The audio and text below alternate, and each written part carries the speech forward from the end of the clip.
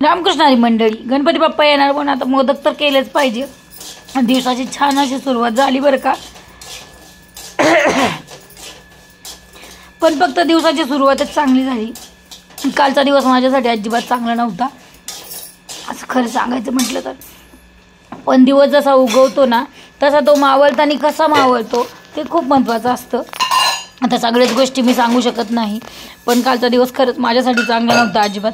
चला ठीक आहे, आता त्याचं कारण सांगायचं म्हटलं ना तर गणपती हा मी गणपती बाप्पा शिव म्हणला म्हणून मी बसवला. म्हणजे माझ्या सासूबाई म्हणत होते की आपल्यात गणपती बसवत नाहीत पण मी शिवमच्या आग्रहाखातर गणपती बसवला. आता गणपती मी बसवला पण तो माझ्या बहिणीच्या गावाला गेला आहे. 2-4 दिवस झाले तो काही येईनाच. मी त्याला खूप फोन केला, त्याचं कॉलेज बुडते तरी तो यायला तयार नाही. आता त्याला ठेवून घेतलं आहे, पण त्याने मला स्पष्ट सांगायचं होतं की मम्मी मी आज येणार नाही. मी सकाळपासून त्याची वाट बघत होते, तो काही येईना. घरात 3 माणसं त्यातलाही तो नाही आहे. आणि यांच्याबद्दल सांगायचं म्हटलं तरी इतके उत्साही नसतात. त्यांना असं इतकं उत्साहाने कुठलं काय करायला आवडत नाही. त्यामुळं मला त्यांच्याबद्दल मी काय बोलू शकत नाही. पण माझ्या मुलावर माझा प्रचंड राग होता. खूप रडले मी काल. मला खूप वाईट वाटलं की आपल्या मुलाने आपलं नाही ऐकावं. ह्याच्यासारखी दुर्दैवी गोष्ट कुठली नाही. पण तो आला नाही याचं माझा अजूनही त्याच्याविषयी माझ्या मनात राग आहे. आता तुम्ही म्हणाल हे मोदक काय करते ही बाई असली.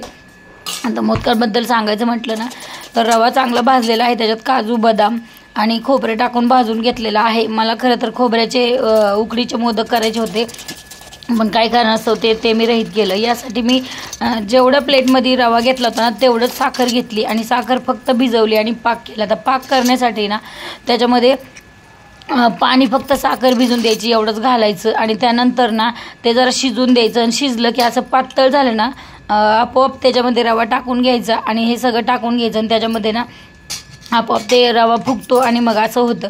आता काय करायचं, आता आपण ह्याच्यात काजू बदाम घातलेत म्हणून मी डायरेक्ट मिक्सरमध्ये हे फिरवायला घेतलं. थोडंसं घट्ट झालं होतं आणि तितकंच ते गरम होतं, त्यामुळं त्याला काढायला थोडासा वेळ लागत होता. आणि ह्या ज्या सगळ्या गोष्टी आहे विलायची पावडर वगैरे सगळे येतात. म्हणजे जे आपण लाडू करतो ना रव्याचे लाडू त्या टाईपमध्येच मी मोदक केले.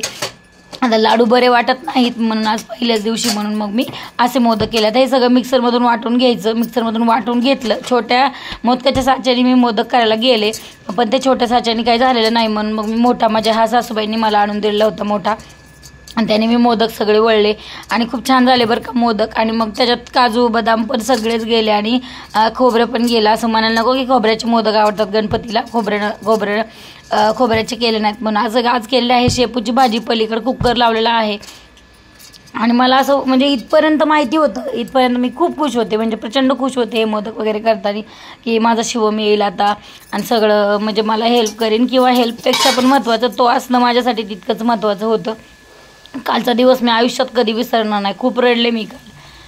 रडण्याची सीमा पार केली. खरं तर रडायला नाही पाहिजे, पण मला कुणी दुखवलं, माझं ऐकलं नाही की मला प्रचंड वाईट वाटतं. मग नंतर मीच उभारी दिली मनाला. अगदी इथपर्यंत ठरवलं होतं की गणपती बाप्पा यावर्षी आणायचाच नाही, इतकं मी माझ्या मनाशी ठरवलेलं होतं. पण देवाने मलाच चांगली बुद्धी दिली. मग मी तेवढ्यात लास्ट मोमेंटला तेवढ्यात तयारी केली, तयार झाले. नेमकं असं झालं की साडीचं स्टिकर पण काढायचं राहिलं. खूप सगळ्या कमेंट्स आल्या की ताई साडीचं स्टिकर का नाही काढलं, ताई साडीचं स्टिकर का नाही काढलं, कारण माझी खूप अजिबात इच्छा नव्हती. पण मी म्हणते देव सगळ्यांना चांगली बुद्धी का बरं देत नसेल, मग मलाच ती बुद्धी का दिली काल चांगली. हां, मला मी जिवंत आहे तोपर्यंत तरी हे खंड पाडू द्यायचं नाही माझ्या मागे, काय मला माहिती आणलं. पण मला शिवमचं प्रचंड राग आला आणि मला अजून पण देवाला म्हणायचं की मलाच ही बुद्धी चांगली का देत होती, बाकीच्या सगळ्यांना द्यायला काय होते. तर त्यानंतर आम्ही आमचा गणपती बाप्पा घेतला. इथं खूप सारे फोटोशूट केलं. म्हणजे जो मुलगा जो होता गणपती विकणारा त्याची आणि माझी ओळख होती, मग त्यांनी बऱ्यापैकी शूट करून दिलं. आणि मग त्यानंतर आमचा गणपती बाप्पा मंडळाच्या गणपती बाप्पा सोबतच आम्ही आणला. आणि आता याच्यात जे एन्जॉय केलं नाही